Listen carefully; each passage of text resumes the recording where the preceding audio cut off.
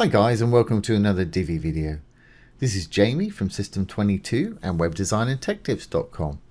Well, we've got another little Divi hover effect for you today. We've got an image of a lady up here, and when you hover over it, it's going to slide up a contact form.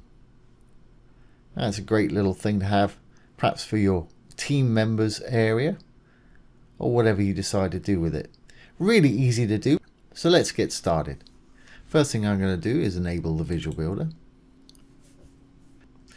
Once loaded, let's go down to where we want to work. And as with many of these hover effects that we've created, the way this is working today is we've got a row, the green tab, with two columns in it. The actual image we're looking at there of the lady resides in the column itself, and on top of it we're going to put our contact form module and make it slide in. So let's go in and just add a contact form module, little black button right there. Divi comes with all these modules as standards, apart from the Divi image hover there, which is a third-party plugin that has, I think, over 250 hover effects that has inspired this series of videos. So we're going to put a contact form in there, right there. I'm going to leave it pretty much as a basic contact form. You can add new fields if you want to for making it more interesting. You can give it a title if you want to. I didn't in the last one. Perhaps this lady's called Jill or something. Or contact me, let's say that. As you can see, that's at the top there. Success message is once they've submitted it, what's it going to say? So we'll say your message has been sent.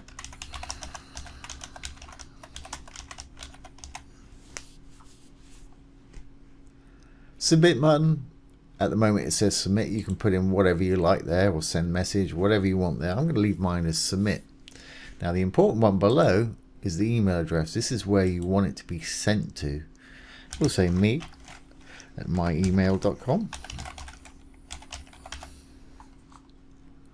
If you want it to redirect to a different page or the top of the page, you can enable this and tell it where you want it to do it. Spam protection, it's got some basic spam protection there that seems to work in most cases. People have to add the 10 and the 15 or whatever the sum happens to be and enter it in the little box there. So I'm going to leave mine just like that. I don't want to link this module to anywhere, but if you did want to, you can do. For the background, I'm going to put a sort of opaque black in. So I'm going to put color black in there. I'm going to bring the opacity down a bit, so it's there. It's just going to darken out the image when we put it in that's going to be behind it, but we'll still be able to see most of the image behind. But that's up to you. This right hand slider here with the little variations on it is your opacity or transparency right there. Don't need an admin label. So let's move on to our design tab. Fields. Well, fields background color, I want them to be white, but I want them to be slightly see-through, so I'm going to take it down to about 3/4, something like that. Obviously, you have yours exactly how you want to. Fields text color, we'll keep that black. Focus background, again, I'm just going to, when they're focusing on it, I'll make it a solid white this time. You can take the opacity down if you want to by clicking on the color. We'll leave it solid so they can see their typing easier. And focus text color, we're going to make that black again. Don't want any margin. Margins and paddings, you can make these fields fatter if you want to by adding padding. Let's add, say, 50. That'll make it crazy. As you can see, it's added 50 to the top of there. And with the margin, if you want to use that, it'll actually space out these things. So let's put say 30 on the bottom, and you see it pushes that down by 30 pixels right there. I'm going to leave mine on the default because that seems to work quite well for me. Okay, Divi's got a huge amount of fonts, hundreds and hundreds of fonts to choose from if you want to change the font, and just hover over the text there and it'll show you an example of the actual font itself. Again, I'm going to leave mine on the default for this example. And weight, you can make it bold, semi-bold. Again, I'm going to leave everything exactly as it is there because that works for me fine.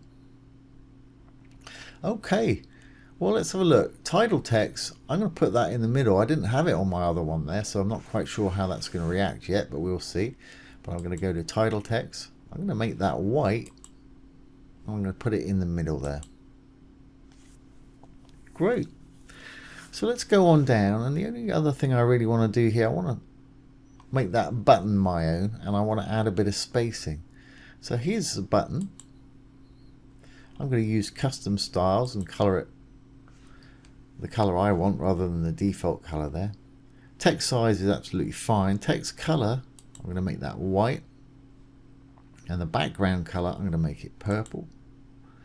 And there's a white border around it. I'm going to take the border away by just sliding down a bit. Button border width, just take that down to 0 if you don't want a border, or if not, make your border the same color as your button. I'm going to change color on hover, so I'm going to have it purple on regular state, and I'm going to make it blue on hover. To do that, common to most Divi modules, if we go up to our button background, the dark legending or any of the dark legending, you're going to see some icons appear. If there's an arrow there, it'll let you set the default desktop when your mouse is not on it, so it's going to be purple. When we put our mouse on it, the little arrow right here, we can change it to whatever we want. In my case, I'm going to change it to blue. As you can see, it's now blue over there. If we put it back to the regular state, it'll go purple. There we go. Great.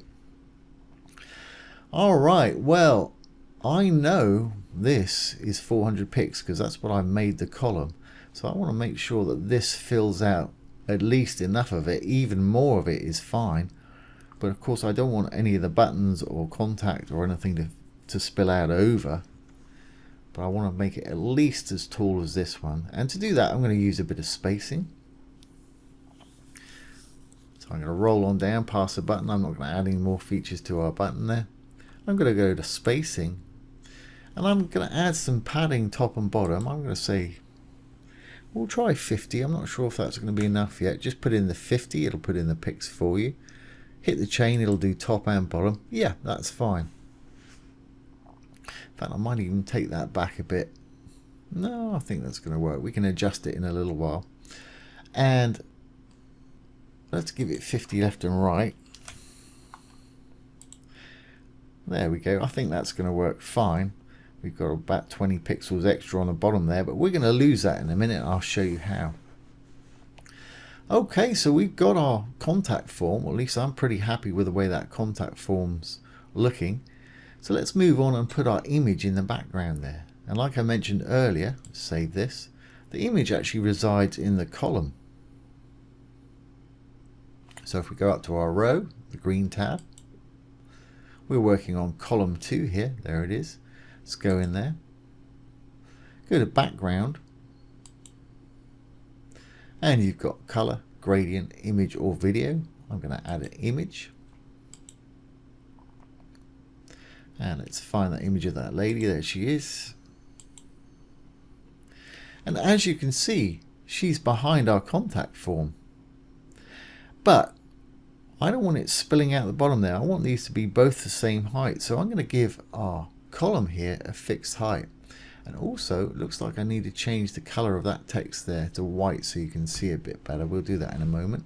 But while we're in the column, I'm going to go over to advanced.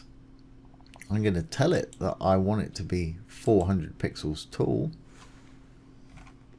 So we'll say height. I'll put this CSS below the video and you're welcome to use it and change it. Use it how you will.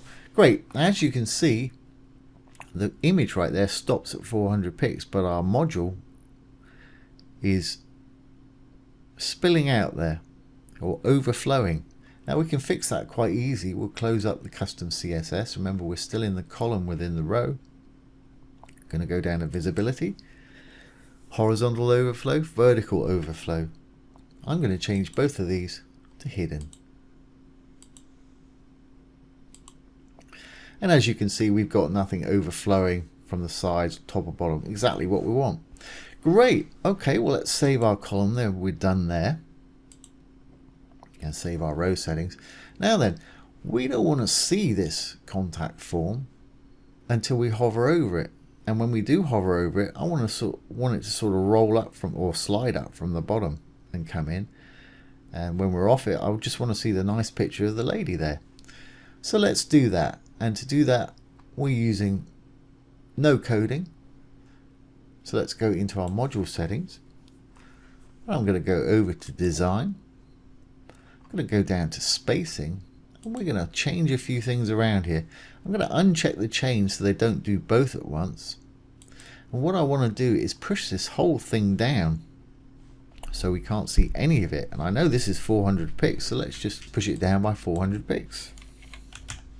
And that's great. And then when we hover back on it, I want it to come back up. So again, if we go with the dark writing, find the little arrow icon, regular, we're going to be 400 pixels.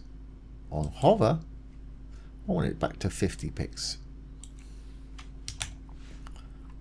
There we go. So when it hovers, it's going to be up there. When we're not hovering on it, it's going to be gone. But that picture's a little dark because of the background that we've got in there.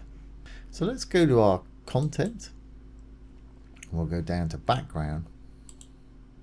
And again, we've got this background in here. So let's go up and hover over the background, the dark legending there. There's our little arrow. Now for the desktop on non-hover state, I don't want any background at all. You can either take the opacity all the way down if you wanted to, or you can just trash the actual color itself. So hover, that's fine. Let's change it on hover there, so I need to pull our opacity back to where we had it, something like that. Desktop.